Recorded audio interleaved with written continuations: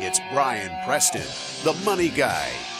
All right, next question. General Aviation Guru asks, hey guys, if you visit the vault of old legacy Money Guy shows, Brian and Bo recommend saving 15% or 20% for retirement. When was this shift to the 25% that you guys now recommend? And what changed to increase the savings target? That's a great question. And this is, look, I make myself vulnerable leaving all of my content back to 2006 out there. I've been very transparent on the way I used my home equity line to be my cash reserves back before the Great Recession. Sure. Very big learning experience. And I've been doing this long enough and realize who were the influence books on me.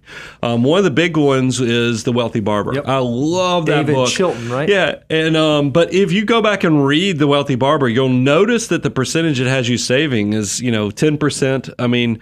I think Dave Ramsey is at 15%. But here's the reality of the situation, guys, is I think you have to be very dynamic in your planning and understanding the world we live in, is that as we've gotten into this modern financial world, you don't see pensions as much. We have the data, and if you go look at some of our coursework we've created, we actually give you the stats on how few pensions there actually are now.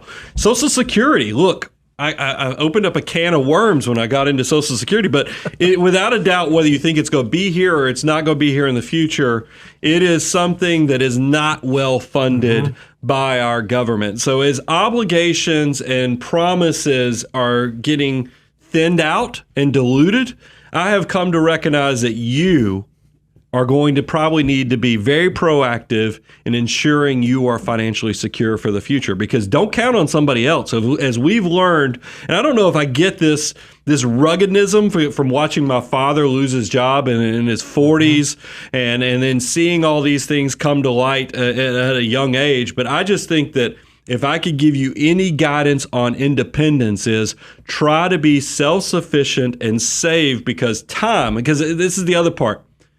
I hold up this koozie. We are misleading our young people into thinking that the system's working against them, when we ought to tell them time is your biggest creator of wealth.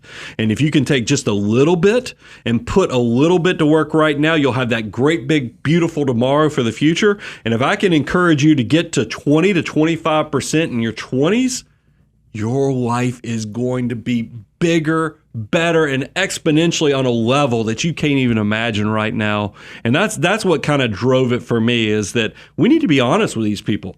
Tell them that where things are being squeezed, but also tell them where the opportunity is so they can go to that higher ground and be even happier and more fulfilled. Reby, can I ask you for permission to I never do this. This is normally the thing that you do. Can I tease something that's not quite ready for prime time just yet? Wow, this is normally a Brian thing. Is that okay? One of the things that we're working on that's going to tie exactly into this is we have a brand new free deliverable coming out that shows at different ages, based on your savings rate, how much of your income you can replace at retirement when you get there. So if I am a 20-year-old and I start saving this much, and I'm a 25-year-old or I'm a 30-year-old and I save this percent or that percent or that percent. It's a brand new deliverable that we are in the process right now of refining and finalizing that we can make available to you guys. You'll probably see it on a show coming up. Well, one of the things that we recommend, that we realized is most folks in this world in which we live are starting to save money a little bit later, right? Yeah. Most folks aren't starting to save at 20, 21 years old. It's not uncommon, especially today, for people to not really start their savings journey until they get into their 28, 29, 30-year-old self.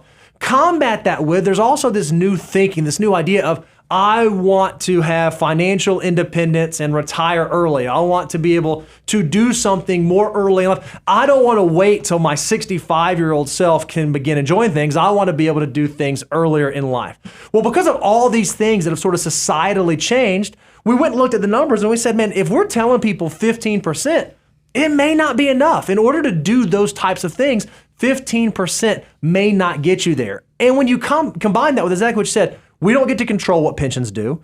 We don't get to control what Social Security does. And unfortunately, we don't get to control what the stock market does. The stock market's been fantastic and it delivers great long-term rate of returns. But if all that we can really control, the only thing that we can really focus on is our savings rate, man, if we can get that savings rate to that 20 to 25%, we're going to set ourselves up most likely to be able to do whatever we want, whenever we want, however we want. That's exactly right. 10%, 15% might get you there. 20, 25%, man, you are setting yourself up for long-term success. And that's what we want our financial mutants to do. We don't want you to be on the curve. We want you to be ahead of the curve. We want you to be the top 20%, not the bottom 80%. So that's why we customize our information and customize our strategy to be built for those types of folks. Yeah, I mean, I think it's the younger you are, the more you're kind of restricted because you don't have assets. I mean, it's just, let's face it. I mean, in my own wealth journey, I was poorest when I was in my 20s. Yep, for sure. But what we're trying to build you is that if you can do this right, because in your 20s, you have to work for your money. I mean, that's you're working to pay for your life. If you do this right and can invest that 25% that we're now recommending, and I know it's harder for people in their 20s, you own your time That's sooner. right. And the quicker you can be financially independent, now you don't have to work because you're required to work to pay for it. You actually own your life. You own your time. That's what we're helping to build. And that's what the sooner I can get you there, the better you get to live the most fulfilled version of your financial life. And that's the do what you want, when you want, how you want. And that's what we're trying to get you to.